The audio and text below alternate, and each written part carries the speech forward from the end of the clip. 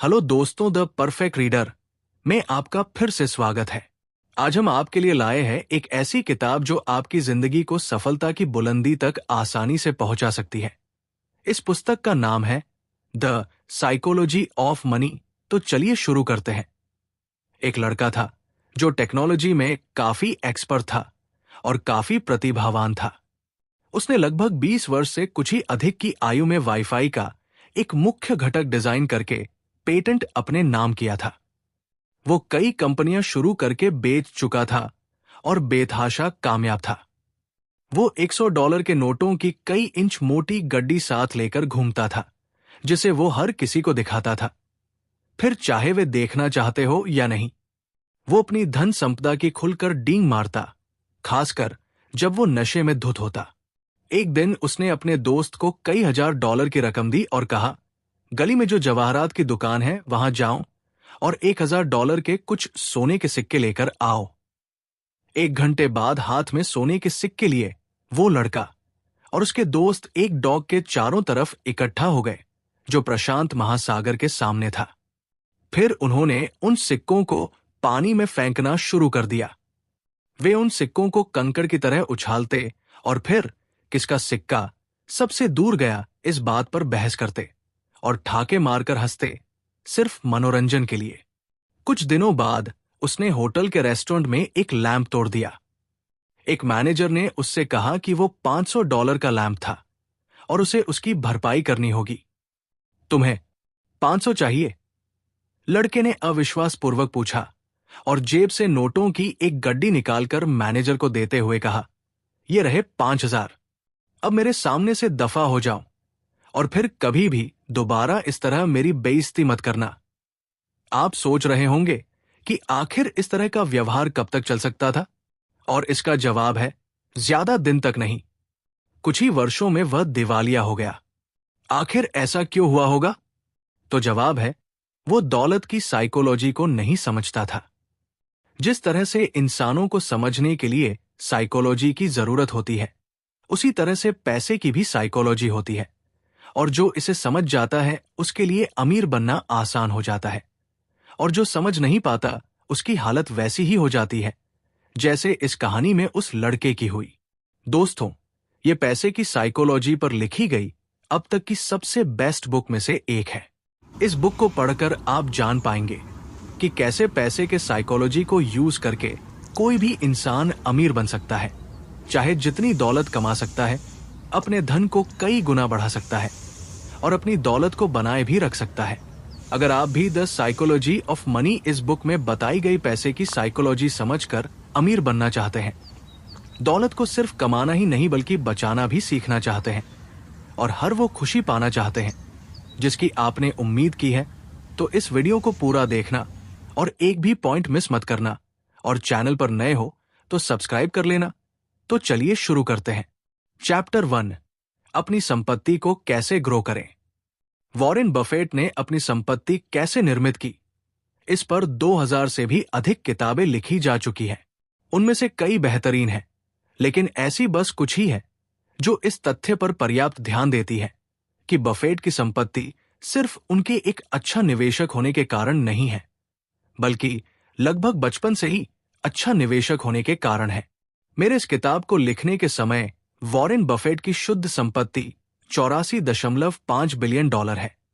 उसमें से लगभग $81.5 बिलियन लगभग 65 की उम्र में आए।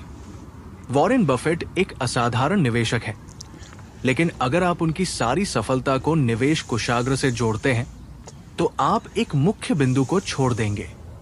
उनकी सफलता की वास्तविक कुंजी यह है कि वे जीवन के लगातार 70 साल तक बाजार में निवेशित रहे। अगर उन्होंने 30 की उम्र में निवेश आरंभ किया होता और 60 की उम्र में सेवानिवृत्त हो गए होते तो शायद ही किसी ने उनका नाम कभी सुना होता। एक छोटे से विचार परीक्षण पर नजर डालिए। बफेट ने सिर्फ 13 वर्ष की उम्र में गंभीर रूप से निवेश शुरू कर दिया था, और इसी कारण 30 की उम्र में पहुंचने तक उनकी शुद्ध संपत्ति न $1 मिलियन थी। लेकिन अगर वे कोई सामान्य व्यक्ति होते जिसने अपनी किशोरावस्था और युवावस्था दुनिया घूमते हुए मौज मस्ती करते हुए बिताई होती और 30 की उम्र में उनकी शुद्ध संपत्ति मान लीजिए $5,000 होती और मान लेते हैं कि वे फिर भी असाधारण वार्षिक रिटर्न जनरेट करने में सक्षम रहते जो उन्होंने उत्पन्न किया है, लेकिन 60 की उम्र में निवेश करना छोड़ देते जिससे गोल्फ खेल सके और अपने नाती पोतों के साथ समय बिता सके, तो उनकी संपत्ति कितनी होती? उनकी आज के वास्तविक संपत्ति से 99.9 पर कम। तो इस घटना से हम क्या सीख सकते हैं? तो जवाब है, निवेश उनका कौशल है, लेकिन उनका राज समय है। कंपाउंडिंग ऐसे ही काम करती है। अब इसे अलग तरह से देखिए। बफेट अब तक के सबसे धनी निवेशक हैं, लेकिन वास्तव में वे सबसे महान नहीं हैं, कम से कम जब एवरेज रिटर्न से मापा जाए। हेज फंड रेनेसांस टेक्नोलॉजीज के प्रमुख जिम साइमंस ने 1988 से 66 प्रति वर्ष की दर से धन की कंपाउंडिंग की है। कोई भी इस रिकॉर्ड के निकट भी नहीं पहुंच सकता। और जैसा कि हमने अभी देखा, बफेट ने लगभग 22 पर प्रति वर्ष की दर से कंपाउंडिंग की है। उसका बस 1/3 साइमंस की शुद्ध संपत्ति इस किताब को लिखने के समय $21 बिलियन है, जो बफेट से 75 पर कम धनी है। अगर साइमंस इतने अच्छे निवेशक हैं, तो फिर ये अंतर क्यों? क्योंकि साइमंस ने 50 वर्ष की उम्र तक निवेश आरंभ नहीं किया था। बफेट की तुलना में उनके पास कंपाउंडिंग के लिए आधे से भी कम वर्ष थे। अगर जेम्स साइमंस ने बफेट की तरह 70 वर्ष की अवधि तक 66 पर की दर से वार्षिक प्रतिफल कमाया होता, तो उनकी संपत्ति, दिल थाम कर सुनिए, 63 quintal 900 quadrillion 781 trillion 780 billion 748 million और $60,000 होती। हम में से ज्यादातर लोग तो इतने बड़े अमाउंट को काउंट भी नहीं कर पाएंगे। इस पॉइंट का मैं आपको एक्चुअल क्रक्स बताऊं तो वो है समय। अगर आप भी अपनी इन्वेस्टमेंट को समय देंगे तो इतना पैसा बनेगा कि उसे नंबर्स में काउंट करना भी मुश्किल हो जाएगा। चैप्टर 2, धनवान बनना बनाम धनवान बने रहना। धनवान बनने के लाखों तरीके हैं और ये कैसे करना है, इस पर अनेकों किताबें भी उपलब्ध हैं। लेकिन धनवान बने रहने का सिर्फ एक ही तरीका है, और वह है थोड़ी मितव्ययता, मतलब अपने खर्चों पर कंट्रोल रखना। आइए 2 निवेशकों की एक छोटी कहानी के एक एग्जाम्पल के साथ शुरुआत करते हैं। उनमें से दोनों ही एक दूसरे को नहीं जानते थे, लेकिन लगभग एक शताब्दी पहले उन दोनों के रास्ते आपस में दिलचस्प रूप से टकराए। जेसी लिवरमोर अपने समय के महानतम स्टॉक ट्रेडर थे। उनका जन्म 18,777 व ट्रेडर बन गए थे। 30 वर्ष की उम्र में उनकी संपत्ति $100 मिलियन थी। 1929 में जेसी लिवरमोर विश्व के सबसे जाने माने निवेशकों में से एक थे। 1929 के अक्टूबर महीने में स्टॉक मार्केट में इतनी बड़ी गिरावट हो गई कि स्टॉक मार्केट के 75 पर पैसे का सफाया हो गया और ट्रेडर रातों रात कंगाल हो गए। बहुत सारे ट्रेडर्स द्वारा आत्महत्या करने की खबरें टीवी पर आने लगी। जब जेसी लिवरमोर अपने घर पहुंचे तो उनकी पत्नी और मां दरवाजा खोलते ही जोर जोर से रोने लगे, क्योंकि उन्हें लग रहा था कि बाकी ट्रेडर्स की तरह जैसे लिवरमोर भी स्टॉक मार्केट गिरावट की वजह से कंगाल हो गए होंगे। लेकिन हुआ बिल्कुल इसके उल्टा। लिवरमोर ने अपनी पत्नी और मां को बताया कि आज उनके जीवन का सबसे अच्छा दिन था, क्योंकि आज उन्होंने मार्केट ऊपर जाने पर नहीं, बल्कि मार्केट नीचे जाने पर दाव लगाया था। मतलब उन्होंने शॉर्ट किया था। जो लोग स्टॉक मार्केट में ट्रेडिंग करते हैं उनको पता होगा कि शॉर्ट करने पर मार्केट जितना नीचे जाता है, ट्रेडर का मुनाफा उतना ही बढ़ता जाता है। इसलिए मार्केट जितना ज्यादा नीचे गिर रहा था, उतना ही ज्यादा लिवरमोर का मुनाफा बढ़ रहा था। उन्होंने अपने परिवार को बताया कि आज हम शानदार ढंग से अमीर हो गए हैं और जो भी चाहे वो कर सकते हैं। आज मैंने स्टॉक मार्केट से $3 बिलियन से भी अधिक की कमाई की है। $3 बिलियन अगर इंडियन रुपीज में इसे कन्वर्ट करें तो ये रकम होगी 250 अरब 24 करोड़ 48 लाख 50,000। स्टॉक मार्केट के इतिहास के सबसे खराब महीने में वे विश्व के सबसे धनवान लोगों में से एक बन गए थे। लेकिन सिर्फ 4 साल बाद इस कहानी में यूटर्न आ गया। 1929 के सफलता के बाद लिवरमोर ने अधिक आत्मविश्वास से और बड़े से बड़े निवेश किए। ये उनके सर से ऊपर चला गया।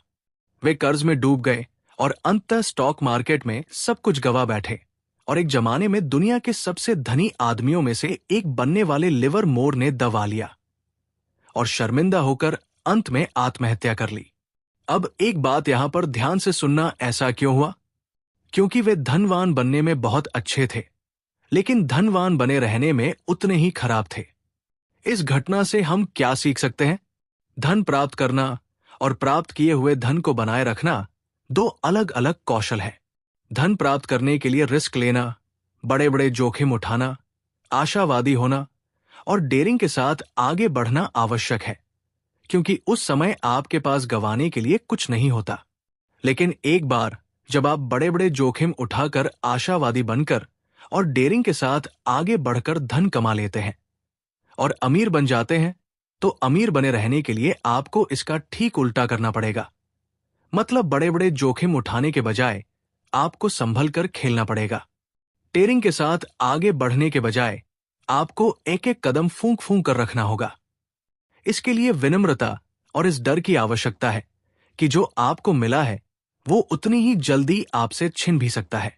अगर आसान भाषा में बताओ तो आपको लालच नहीं करना पड़ेगा, क्योंकि जैसा आपने बचपन से ही बहुत से इससे कहानियों में सुना होगा कि लालच बुरी बला होती है, और यही अमीर बने रहने का सबसे बड़ा मंत्र है। चैप्टर 3, संपत्ति वह है जो आपको दिखाई नहीं देती। पैसे खर्च करके लोगों को दिखाना कि आपके पास कितना पैसा है, ये पैसे कम करने का सबसे तेज तरीका है। इसे एक एग्जाम्पल से समझते हैं। जब भी आप दुनिया की सबसे महंगी कारों को, जैसे कि जब मैं इनमें से कुछ लोगों को जानने लगा, तब मुझे पता चला कि ऐसा नहीं है। इनमें से काफी लोग सिर्फ औसत रूप से सफल थे, जिन्होंने अपनी इनकम का एक बड़ा हिस्सा कार पर खर्च किया था।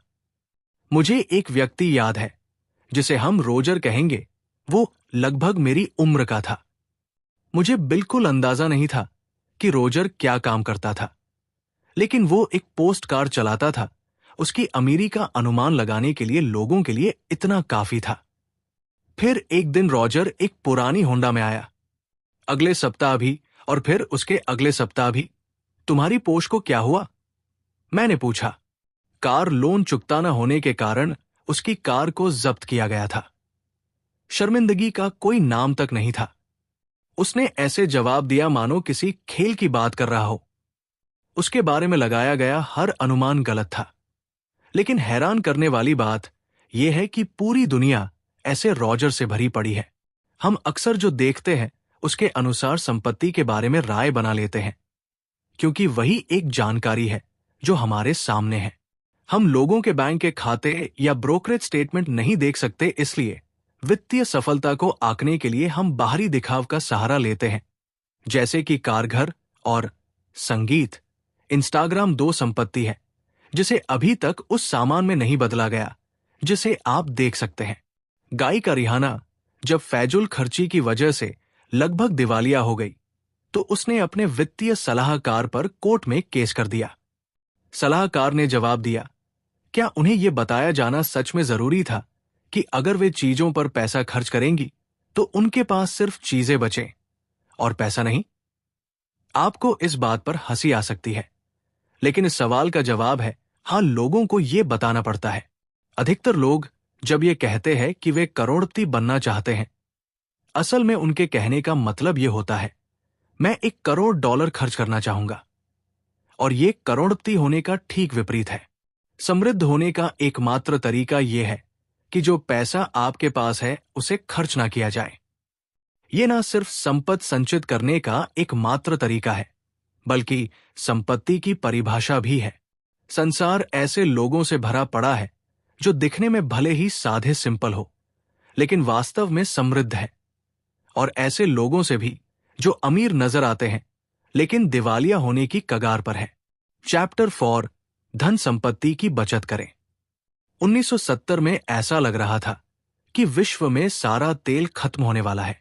वैश्विक अर्थव्यवस्था में तेल की खपत बहुत अधिक थी। वैश्विक अर्थव्यवस्था विकसित हो रही थी, और जितना तेल हम खुदाई करके निकाल सके थे वो कम पड़ रहा था।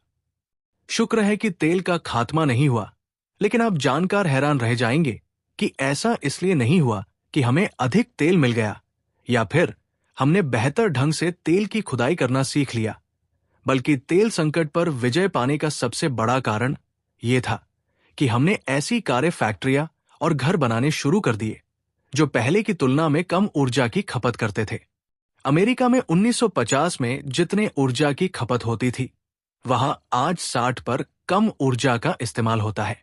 सड़क पर चलने वाली सभी गाड़ियों का औसत मील प्रति गैलन 1975 से अब तक 2 गुना हो चुका है। विश्व ने अपनी ऊर्जा संपत्ति ऊर्जा के सोर्सेस को बढ़ाकर विकसित नहीं की, बल्कि अपनी ऊर्जा की खपत को घटाकर की है।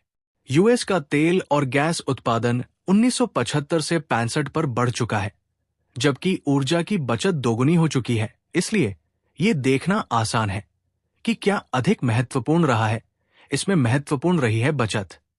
हमारे धन पर भी यही बात लागू होती है। आपके निवेश पर मिलने वाला रिटर्न आपको अमीर बना सकता है, लेकिन व्यक्तिगत बचत और मितव्ययिता मतलब खर्चों पर कंट्रोल ही आपको अमीर बनाए रख सकता है।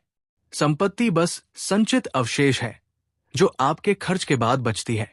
मान लीजिए आपकी और मेरी शुद्ध संपत्ति बराबर है, और मान लीजिए कि आप मुझसे बेहतर निवेशक हैं।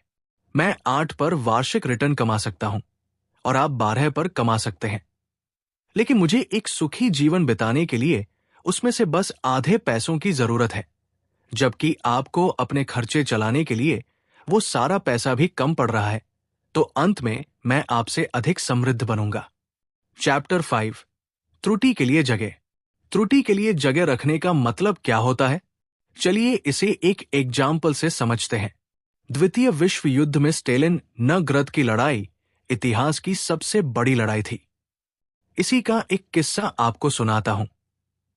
1942 में एक जर्मन टैंक यूनिट शहर के बाहर घास के मैदानों में रिजर्व के तौर पर खड़ा था, और जब टैंकों की अत्यंत आवश्यकता थी, कुछ ऐसा हुआ जिसने सबको चौंका दिया। उनमें से एक भी टैंक ने काम नहीं किया। यूनिट के 104 टैंकों में से एक भी टैंक काम नहीं कर रहा था। इंजीनियरों ने तुरंत समस्या का पता लगा लिया। आखिर क्या हुआ था? कई सप्ताह की निष्क्रियता के दौरान खेतों के चूहे टैंक्स में घुसकर रहने लगे थे, और उन्होंने विद्युत प्रणाली के इंसुलेशन को कुतर दिया था। जर्मन लोगों के पास विश्व के सबसे उन्नत उपकरण तो थे, लेकिन फिर भी वे चूहों से हार गए। क्या आप उनके अविश्वास की कल्पना कर सकते हैं? ये शायद कभी उनके जहन में भी नहीं आया होगा। ऐसा कौन सा टैंक डिजाइनर होगा जो चूहों से रक्षा के बारे में सोचेगा? कोई तर्कसंगत व्यक्ति तो नहीं, और खासकर वो जिसने टैंकों का इतिहास पढ़ा हो। लेकिन इस तरह की चीजें होती रहती हैं। आप हर तरह के जोखिम के लिए योजना बना सकते हैं, सिवाय उसके जो इतना मूर्खतापूर्ण लगे कि कभी आपके दिमाग से ही ना होकर गुजरे, और इस तरह की मूर्खतापूर्ण चीजें ही सबसे अधिक हानि पहुंचा सकती हैं, क्योंकि जितना आप सोचते हैं वे उससे कहीं अधिक बार होती है, और आप नहीं समझ पाते कि उनका सामना कैसे किया जाए। इस तरह के अज्ञात जोखिमों से बचना असंभव है, जिसकी आप कल्पना नहीं कर सकते। इसलिए ऐसे अज्ञात जोखिमों के लिए तैयार रहने में ही समझदारी है। तो इस पूरे पॉइंट का क्रक्स मैं आपको अगर सिर्फ एक लाइन में दूं तो वो है, वास्तव में हर योजना का सबसे महत्वपूर्ण भाग तब के लिए योजना बनाना है जब आपकी योजना काम ना करे। चैप्टर 6, कार में बैठे आदमी का विरोधाभास। कोई भी आपकी संपत्ति से इतना प्रभावित नहीं है जितना आप खुद है। मेरा हमेशा का सपना था कि मेरे पास भी सबसे महंगी कार हो, क्योंकि ये दूसरों को बहुत दृढ़ता से संकेत करता है कि आप वहां पहुंच चुके हैं, आप होशियार हैं, आप अमीर हैं, आपकी रुचि गजब की है, आप महत्वपूर्ण हैं।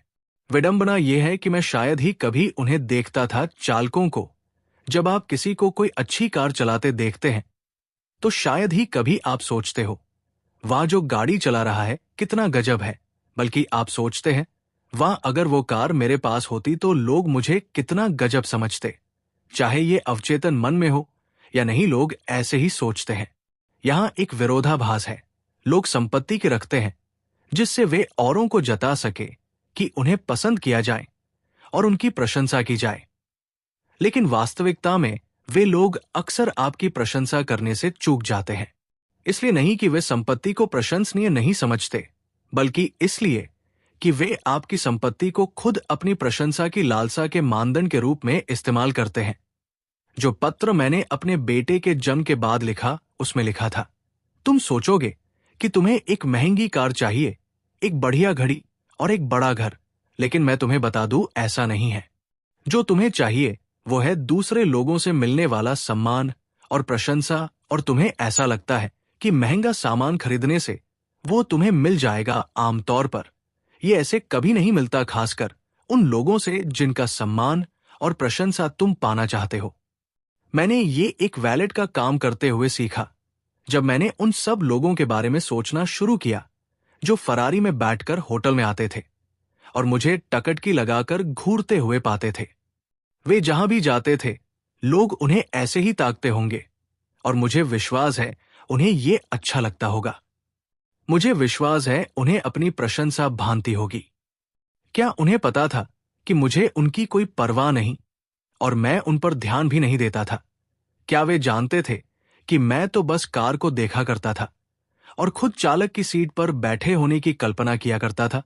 क्या उन्होंने ये सोचकर फरारी खरीदी कि इससे उन्हें प्रशस्ति प्राप्त होगी, बिना ये सोचे कि मैं और संभवत अधिकतर दूसरे लोग जो उनकी कार से प्रभावित हैं, लेकिन उनके यानी चालक के बारे में पल भर के लिए भी नहीं सोचते? चैप्टर 7, कोई भी मूर्ख नहीं है। लेखक के अनुसार वित्तीय सफलता कोई कठिन विज्ञान नहीं है। ये एक व्यावहारिक स्किल है जहां आप किस प्रकार व्यवहार करते हैं। ये अधिक महत्वपूर्ण है बजाय इसके कि आप क्या जानते हैं। लेखक कहते हैं कि धन के साथ आपके व्यक्तिगत अनुभव संसार में क्या हुआ शायद उसका 0.001 पर मात्र है, लेकिन आपके विचार अनुसार संसार कैसे चलता है उसका 80 पर है। अब इसका क्या मतलब है? चलिए इसको एक एग्जाम्पल से समझते हैं। एक इंसान ने बताया कि मेरी आंटी ने कई साल वहां काम किया, जिसे अमेरिकी लोग स्वेट शॉप यानी शोषण करने वाली दुकान कहते थे। यह बहुत मेहनत का काम था, लंबे घंटे, कम मेहनताना और खराब कार्य परिस्थितियां। क्या आप जानते हैं कि वहां स्वेट शॉप में काम करने से पहले मेरी आंटी क्या करती थी? वो एक वेश्या थी।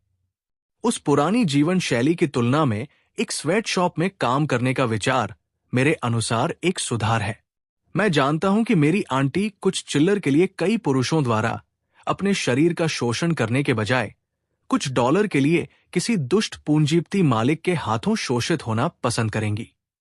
इससे हम क्या सीख सकते हैं कि जो काम आपको आपकी परिस्थिति के अनुसार घटिया लग सकता है, वही काम किसी और को उसके वर्तमान परिस्थिति के मुकाबले बेहतर लग सकता है।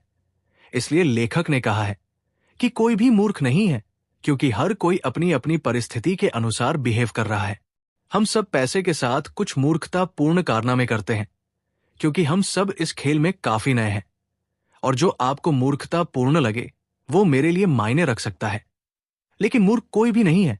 हम सब अपने अद्वितीय अनुभव के आधार पर निर्णय लेते जो उस क्षण में हमारे लिए मायने रखता है। चैप्टर 8, भाग्य और जोखिम। लेखक के अनुसार भाग्य और जोखिम भाई भाई है।